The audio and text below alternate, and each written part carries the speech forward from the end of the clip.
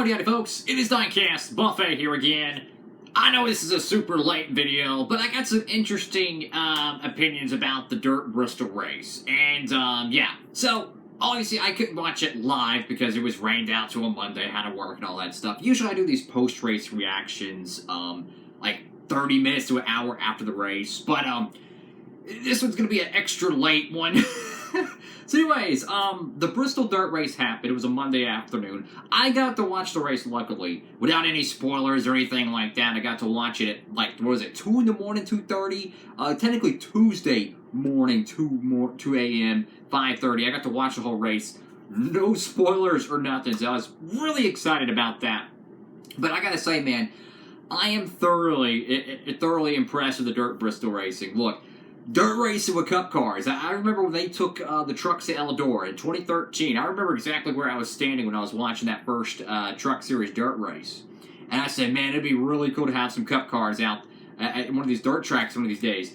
And sure enough, we got it. Dirt Bristol is not perfect, but it's fantastic to watch. Look, I think, like, I know a lot of people aren't happy that Logano won. That's fair. That's fine. And thinking about it, I mean, I did not expect Logano to win that race, to tell you the truth. When I was watching the first half of the race, which in my opinion was the best half of the race, the first half was, oh my god, man. I mean, they were duking and diving, door banging. It was amazing. The double file restarts, I'm telling you, that was fantastic. Truex, I really thought he was going to win this race after seeing him run so good early on. But I gotta say, that 22 car, the Joey Logano one with the dirt tires and all that stuff, they're offering a 124 diecast for it. That thing, look, I'm not a Logano fan, okay? But my goodness, that is going to be one awesome diecast to get. I'm kind of curious if they're going to make a 164 in the NASCAR Authentics line, but they're not offering that in the Gold Series. But you can get that 124 diecast over there at Circle B Diecast or Plan B Sales. Go ahead and pre-order that car down below. I have a feeling this one's going to be rare someday. That's just me, because if you look at the Kyle Larson Eldora truck, holy crap, good luck getting that thing. First ever cup race on dirt, you know, points paying in 50 years. That's going to be one high diecast to get. Any orders $20 or more, you get free shipping with the promo code DIECASTBuffet.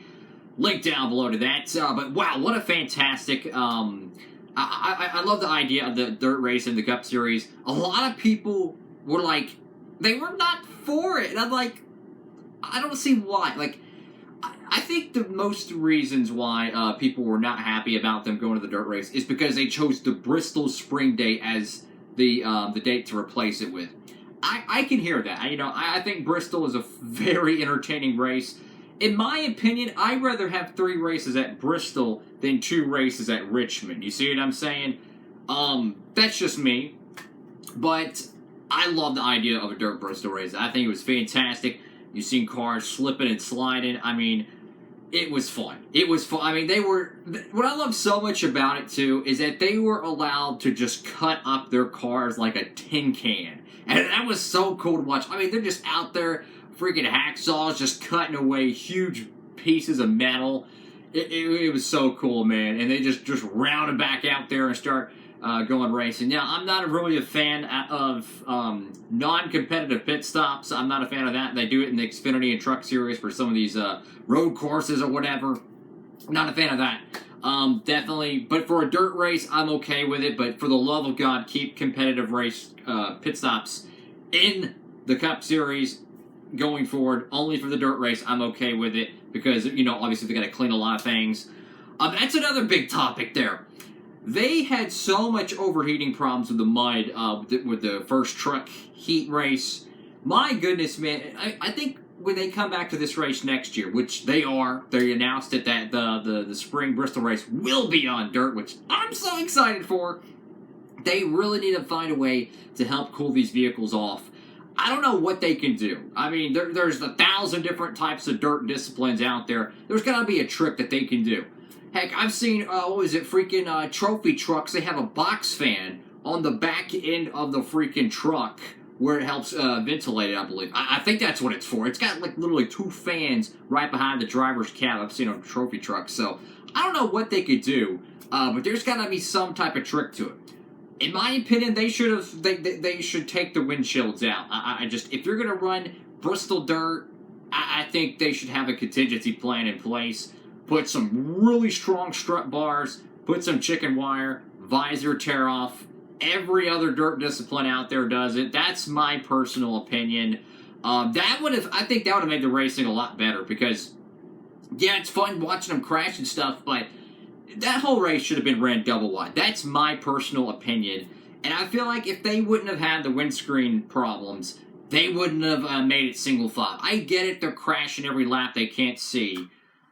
I feel like if the track was in that far of disrepair or whatever to have to fix it, I would just throw a red flag and say, look, fellas, we need to go water the track. Let's take a 10-minute break or something. Do what you got to do, whatever, you know. Or make the competition caution early to fix the track. Whatever you got to do, right? I just think the double wide restarts was, I mean, when you saw the cars just diving into turn one, diving into turn two, beating and banging, and it wasn't like they were just destroying each other. Like, they were just having good, hard racing. Double wide restarts are the way to go. As soon as they went to the single file racing, I'll be honest with you, it wasn't even half as exciting. So, absolutely, I hope they learned their lesson. I hope. But the finish of the race, I'm gonna be honest with you. Look, I'm not a fan of Logano. I'm not a fan of Hamlin. But whatever, right? I don't know what Hamlin was thinking. He goes in the corner, goes to the outside. I don't know what he was thinking.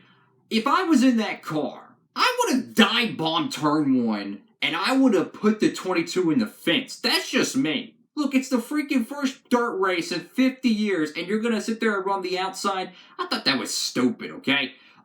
Single file restarts for that overtime finish was a terrible idea. It's the final few laps. The fans had to stay an extra day. I mean, think about the people camping and having to change their hotels, flights, all this stuff. Give them a double wide restart and let boys have at it. That's just me. It would have been far more competitive at the end of the race if they would have had the double wide restart. Because Stenhouse, he couldn't get close enough to him. You know, Denny Hamlin, if he wouldn't have done the stupid move, he would have had a shot. But Stenhouse, fourth, fifth, you know, etc. on back, they had no shot.